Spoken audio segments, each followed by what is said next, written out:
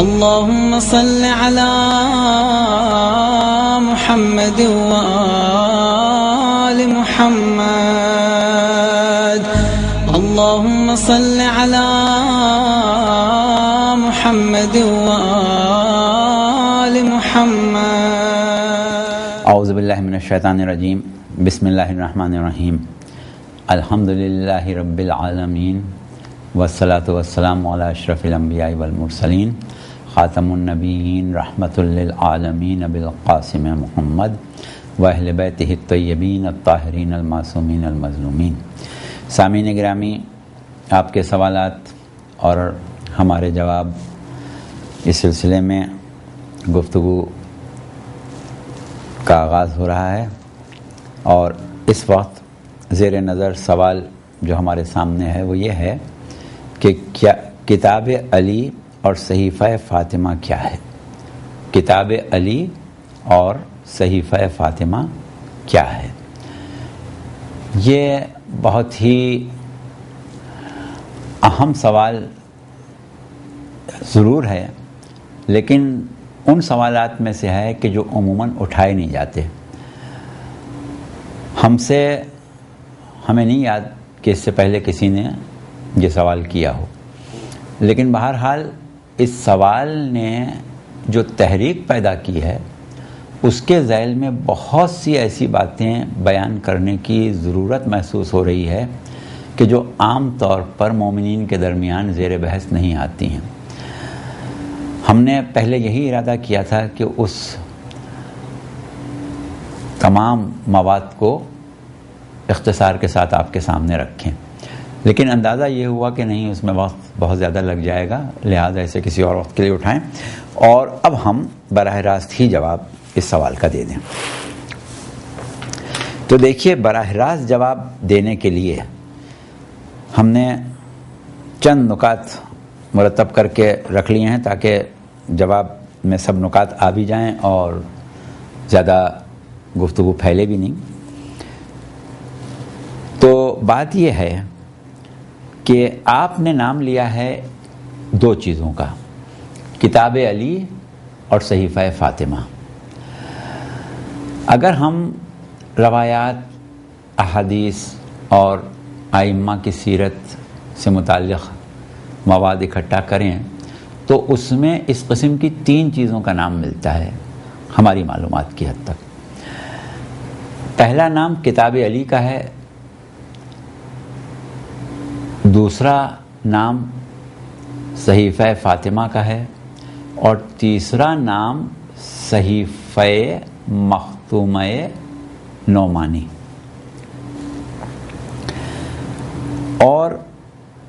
یہ 3 نام جو ہیں وہ ایسے صحیفوں کے ہیں کہ جو دیگر تعلیمات اہل بیت سے متعلق جو کتب احادیث یا ائمہ کی دعائیں یا ائمہ کے خطبے وغیرہ ہیں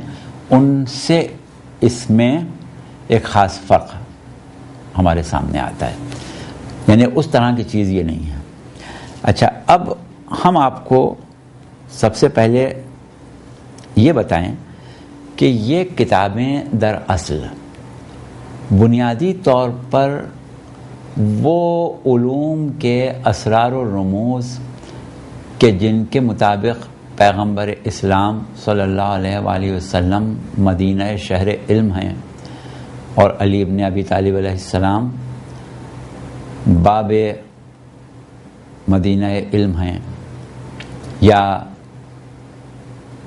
آپ من عنده علم الکتاب کے مصداق ہیں، یا ائمہ اطہار وراثت قرآن کے مصداق ہیں، ثم اورثنا الکتاب الذین اصطفینا من عبادنا کی تفسیر ہیں. تو ظاہر ہے کہ ان کو جو علوم عطا کیے گئے ہیں ان علوم سے متعلق یہ مخصوص صحیفے ہیں. امیر المومنین علیہ السلام کی سوانح حیات اور جو آپ کی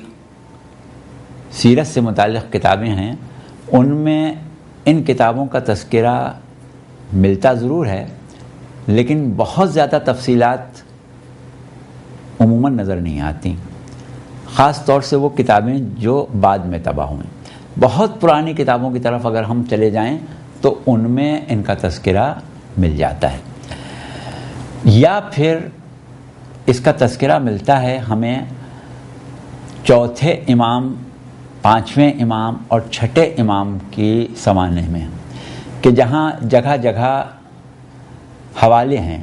کہ امام نے فرمایا کہ کتاب علی لے آؤ، یا امام نے فرمایا کہ کتاب علی میں یہ لکھا ہے۔ مثال کے طور پر ہم دو ایک روایتیں آپ کے سامنے پڑھ کے سنائے دیتے ہیں کہ جن میں کتاب علی کا حوالہ ہے۔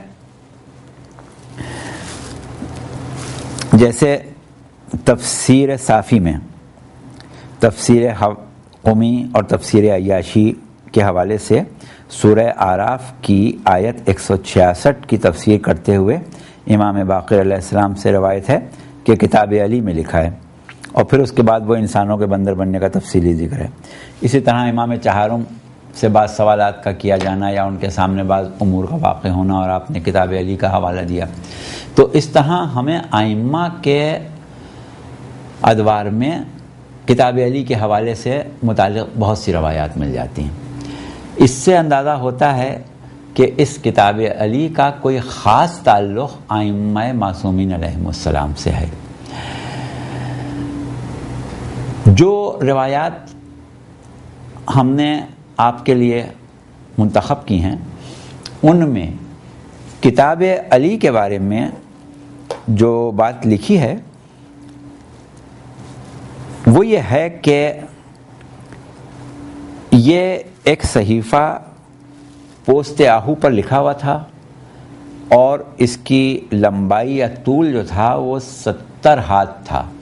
اس کا مطلب یہ ہے کہ بہت سے ہرنوں کی کھالوں کو آپس میں جوڑ کے اس کے اوپر یہ صحیفہ لکھا گیا تھا۔ لیکن اس صحیفے کی جو حقیقت بیان کی جاتی ہے وہ یہ ہے کہ یہ ایک املا ہے جو پیغمبر اسلام صلی اللہ علیہ وآلہ وسلم نے امیر المومنین علی بن ابی طالب علیہ السلام کو لکھوایا تھا۔ اس لحاظ سے جب ہم غور کرتے ہیں تو پتہ یہ چلتا ہے کہ جس طرح ہمارے یہاں امالیہ شیخ مفید یا امالیہ شیخ صدوق وغیرہ ملتی ہیں کہ جس میں ان حضرات نے کچھ علوم کو کسی اپنے شاگرد کے لیے املا کیا اور اس نے ان کو لکھا، تو اسی طریقے سے پیغمبر اسلام صلی اللہ علیہ وآلہ وسلم کا املا جو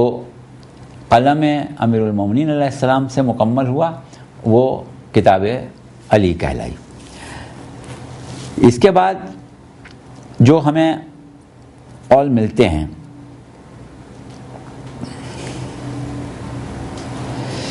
کہ پیغمبر اسلام کے بارے میں امیر المومنین علیہ السلام نے بعد وفات اکثر مواقع پر یہ کہا کہ یہ بات مجھے پیغمبر اسلام نے بتا دی تھی، یا اپنے مصائب و آلام کے بارے میں کہا کہ پیغمبر اسلام نے ایک ایک بات جو میرے اوپر گزر رہی ہے سب مجھے بیان کر دی تھی۔ تو اب وہ چیزیں اس میں تھیں یا اس کا بیان الگ تھا، یہ پھر ایک الگ بحث چڑھ جائے گی۔ بہرحال یہ طے شدہ بات ہے کہ امیر المومنین علیہ السلام نے یہ بھی فرمایا کہ مجھ کو علم کے 70 باب پیغمبر اسلام نے تعلیم فرمائے اور میں نے ایک ایک باب سے 70 باب کھولے۔ تو ان تمام چیزوں کو جب ہم سامنے رکھتے ہیں تو لگتا یہ ہے کہ یہ کچھ خصوص علوم ہیں جو پیغمبر اسلام سے مخصوص ہیں اور امیر المومنین علیہ السلام تک منتقل ہو رہے ہیں۔ جہاں تک موضوعات کا تعلق ہے کتاب علی کی، اس کے بارے میں روایات یہ بتاتی ہیں کہ اس میں معاش اور معاد سے متعلق تمام احکام موجود ہیں، اور پھر بات وہیں پہنچتی ہے کہ ہر امام کے زمانے میں یہ کتاب اس امام کے پاس اور اس وقت زمانے کے امام کے پاس۔ اچھا، دوسری کتاب جس کا ہم نے ابھی نام اضافے کے طور پر آپ کے سامنے رکھ دیا تھا، آپ کے سوال میں اس کا نام نہیں تھا، وہ ہے صحیفہ مختومہ نعمانی۔ اس سلسلے میں بھی ہمارے پاس بہت سی روایات ائمہ اہل بیت سے ملتی ہیں۔ ایک روایت ہم آپ کے سامنے بیان کر رہے ہیں، پہلی، اس کے راوی ہیں یونس ابن یعقوب، اور روایت ہے امام صادق علیہ السلام سے کہ رسول خدا نے، یہ ہم بالکل لفظ بلفظ پڑھ کے سنا رہے ہیں آپ کو، رسول خدا نے ایک صحیفہ جو 12 ابواب پر مشتمل تھا جناب امیر کے حوالے کیا اور فرمایا اے باب اول اٹھو اور اس صحیفے کے مطابق عمل کرو اور اسے حسن کے حوالے کرو کہ وہ باب دویم اس پر عمل کرے، اور پھر صحیفے کو حسین کے حوالے کرے اور وہ اس کے مطابق عمل کرے، اسی طرح یہ سب فرزندان حسین کے حوالے کیا جائے۔ یہ ایک روایت ہے۔ اس کے بعد ایک اگلی روایت، یہ بھی ہم آپ کو تمام پڑھ کے سنائیں گے بالکل لفظ بلفظ۔ یہ شیخ طوسی نے اپنی کتاب غیبت میں نقل کی ہے اور راوی ہیں ابن عباس۔ روایت کے الفاظ یہ ہیں کہ جبرائیل رسول خدا کے پاس ایک صحیفہ لائے جس پر 12 خاتم مرقوم تھے۔ جبرائیل نے کہا کہ اللہ آپ کو سلام کہتا ہے اور کہتا ہے کہ اس صحیفے کو اپنے بات کے لیے اپنے اہل بیت کے حوالے کریں تاکہ پہلے نائب سے آخری نائب عجل اللہ تعالی فرجہ تک سب اس کے مطابق عمل کریں۔ تو رسول نے اس فرمودے پر عمل کیا، علی جو اول خاتم ہیں ان کے سپرد کیا، اور انہوں نے اپنے بعد، اب یہ پھر پوری روایت جو ہے وہ پوری یہاں تک کہ 12ویں امام تک پہنچتی ہے۔ اس سے یہ پتہ چلتا ہے کہ اس میں جو لفظ خاتم استعمال ہوا ہے اس سے مراد یا تو باب ہے جو ہر باب ہر امام سے متعلق ہے، جس کو ہم چیپٹر کہتے ہیں اس معنوں میں، اور بعض اوقات یہ لفظ باب جو ہے وہ روایات میں خود امام معصوم کے بارے میں استعمال ہوا ہے۔ اس سے آگے بڑھتے ہیں ہم۔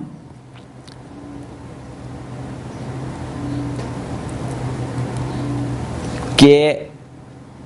شیخ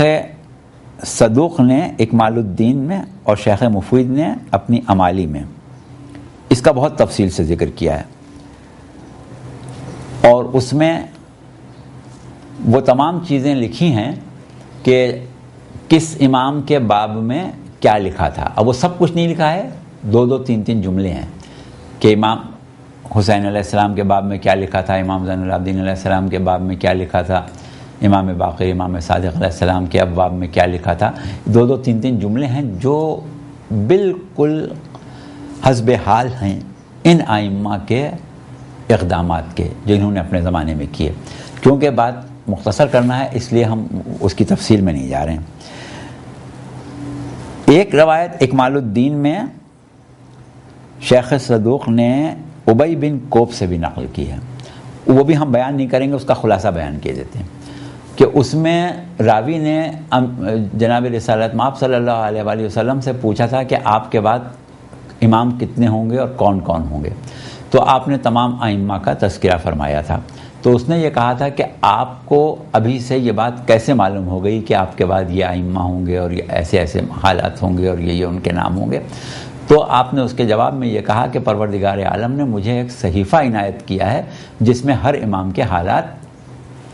باقاعدہ طور پر تفصیل سے لکھے ہوئے ہیں۔ یہ ہم اپنے الفاظ میں کہہ رہے ہیں، مطلب روایت کے الفاظ الگ ہیں، مطلب یہ ہے۔ یہ تو ہوئی صحیفہ مختومہ نعمانی اور کتاب علی۔ اب اس کے بعد تیسری چیز جو بچتی ہے ہمارے پاس وہ ہے صحیفہ فاطمہ۔ صحیفہ فاطمہ کے سلسلے میں ہمارے پاس 2 باتیں ملتی ہیں۔ ایک چیز جو ملتی ہے وہ تو یہ ہے کہ بعد وفات پیغمبر اسلام صلی اللہ علیہ وآلہ وسلم شہزادی فاطمہ زہرا سلام اللہ علیہا جو کہ بضعۃ الرسول تھیں، جو باقیات تھیں پیغمبر اسلام کی، جو ایک ایسی شخصیت تھیں کہ جن کے سامنے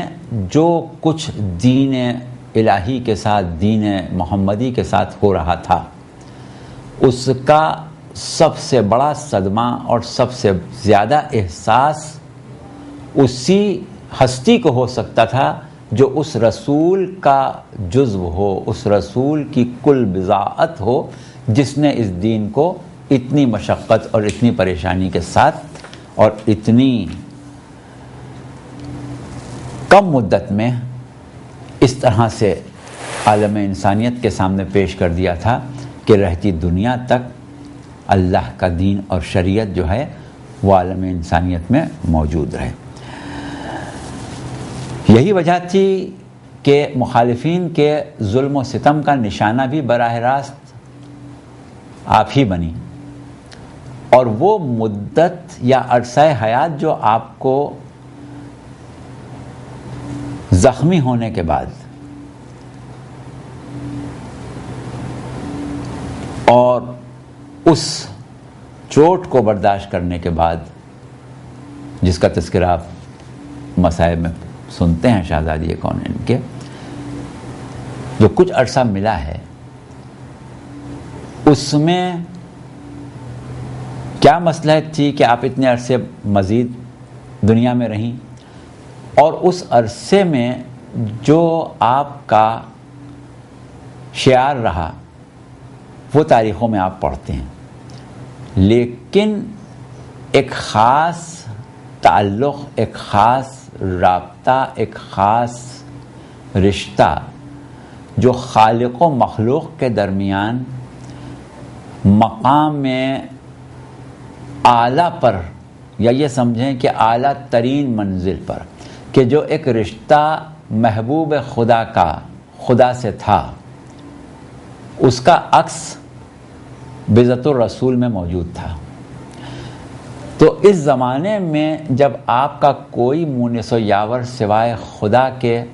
یا زمانے کا امام امیر المومنین علیہ السلام جو خود آپ کے شوہر نامدار تھے، اور کوئی نہیں تھا، اس زمانے میں آپ کا اللہ سے جو راز و نیاز کا ایک سلسلہ تھا، ایک مقرب ترین بندہ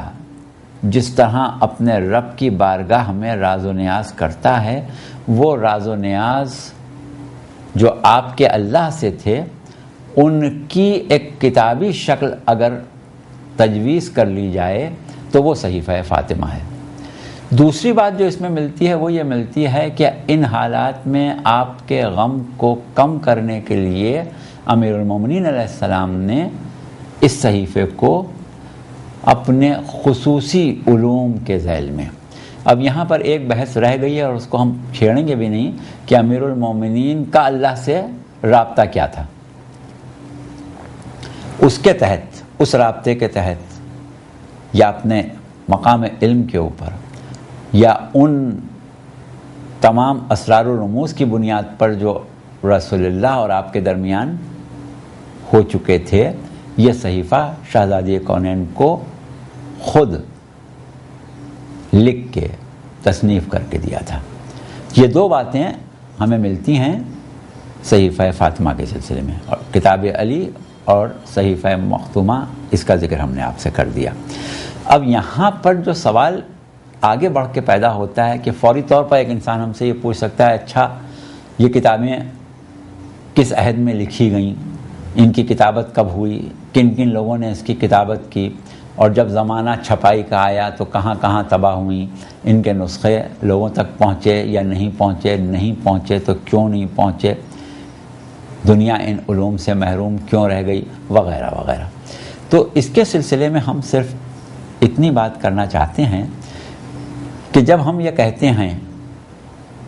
ذکر کرتے ہیں آئمہ کے شہادت کا، تو اس میں ایک جملہ استعمال کرتے ہیں کہ امام نے اپنے بعد آنے والے امام کو اسرار امامت سپرد کیے۔ تو یہ اسرار امامت کیا ہوتے ہیں، اس کو معصوم جانتا ہے، غیر معصوم نہیں جانتا۔ اسی طرح کچھ بعید نہیں کہ یہ وہ علوم ان صحیفوں میں ہوں کہ جن کا تعلق اسرار امامت سے ہو اور عام لوگ اس کو نہ جانتے ہوں، اور اس بات کا بھی احتمال ہے کہ اس کی تحریریں جو ہیں وہ عام زبان میں نہ ہوں کہ جس کو ہر شخص دیکھ کے پڑھ لے، بلکہ جس طرح قرآن میں حروف مقطعات ہیں کہ جن کو راسخون فی العلم ہی سمجھتے ہیں،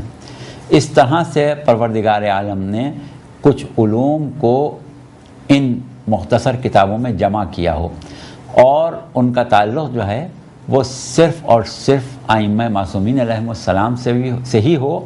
اور عوام الناس یا مومنین کے لیے ان سے براہ راست استفادہ جو ہے وہ ممکن نہ ہو۔ یہ قیاسی باتیں ہیں، یہ کئی روایت میں کہیں نہیں لکھا ہے۔ لیکن جب ہم یہ کہتے ہیں کہ امام کے ہی پاس رہی، ہر زمانے کے امام کے پاس یہ چیزیں تھیں، جب زمانے کے امام ظہور فرمائیں گے تو ان کی تحویل میں ہوگا، تو فوراً یہ سوال پیدا ہوتا ہے کہ باقی لوگوں کو کیوں نہیں ملے گا؟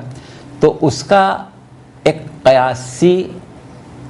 جواب جو ہے وہ یہ ہے کہ ممکن ہے کہ وہ اس طریقے کے اشارے ہوں کہ جن کو غیر معصوم نہ سمجھ سکتا ہو، اس اعتبار سے وہ صرف اور صرف معصوم کے ہی کام کی چیز ہو اور غیر معصوم کا براہ راست اس سے استفادہ کرنا ممکن نہ ہو۔ تو یہ ہم نے کچھ وہ چیزیں بتائیں کہ جو عام طور پر زیر بحث آتی نہیں ہیں، اور روایات سے بہت چھان بین کر کے ہی ان کو نکالا جا سکتا ہے، لیکن کیونکہ اتنی واضح تسلسل سے روایات نہیں ملتی کہ ایک جامع گفتگو اس پر تیار کر لی جائے۔ جو بھی گفتگو روایات کی روشنی میں تیار ہوتی ہے اور اس سے جو نتائج نکالے جا سکتے ہیں، ان کو بیان کرنے کے بعد کہنا یہی پڑتا ہے کہ یہ وہ باتیں ہیں کہ جن کا علم حقیقت میں یا وضاحت کے ساتھ ہم تک نہیں پہنچ سکا ہے، اور ہم جب گفتگو کرتے ہیں تو اس کے آگے ہمیں یہ کہنا پڑتا ہے کہ واللہ عالم، یقیناً اللہ بہتر جاننے والا ہے۔ اور ہم یہاں پر صرف امور کی وضاحت کے لیے کچھ باتیں صرف آپ کے سامنے اس لیے رکھ رہے ہیں کہ ہم نے جو گفتگو کی ہے اس کی تھوڑی سی وضاحت ہو جائے۔ دیکھیے، آپ سورہ قدر پڑھتے ہیں، اس میں کیا ہوتا ہے؟ تنزل الملائکۃ والروح فیہا باذن ربہم من کل امر۔ اب اس میں ہمارا سب کا عقیدہ یہی ہے کہ ملائکہ اور روح جو ایک خاص مخلوق پروردگار عالم ہے، تمام امور کے ساتھ زمانے کے امام کے اوپر نازل ہوتی ہے، لیکن ہمیں یہ نہیں معلوم کہ وہ امور کیا ہوتے ہیں، اور امام سے اللہ روح اور ملائکہ کے ذریعے کس طرح اور کیا تعلق پیدا کرتا ہے۔ اسی طرح ہم زیارت جامعہ پڑھتے ہیں، جو کہ معصوم کی تعلیم کردہ ہے، 10ویں امام کی زیارت جامعہ کبیرہ۔ اس میں مختلف الملائکہ، ملائکہ کے آنے جانے کی جگہ، محبت الوحی، معدن الرسالت، اس قسم کے الفاظ استعمال ہوتے ہیں کہ جن کی بہت زیادہ وضاحت ہم نہیں کر سکتے، لیکن اتنا ضرور پتہ چلتا ہے کہ ان ائمہ کا پروردگار عالم سے براہ راست اور بالواسطہ پیغمبر اسلام صلی اللہ علیہ وآلہ وسلم کچھ ایسے تعلق ہیں کہ جو الفاظ میں بیان کرنا مشکل ہے۔ ہاں، انشاءاللہ کبھی موقع ہوگا اور ہم زیارت جامعہ کبیرہ کی تفسیر بیان کرنے کی کوشش کریں گے، تو اس میں اس وحی و تنزیل کے مسئلے کو انشاءاللہ تفصیل سے بیان کریں گے۔ اس وقت کی حد تک آپ کا جواب ہمارے حساب سے مکمل ہے۔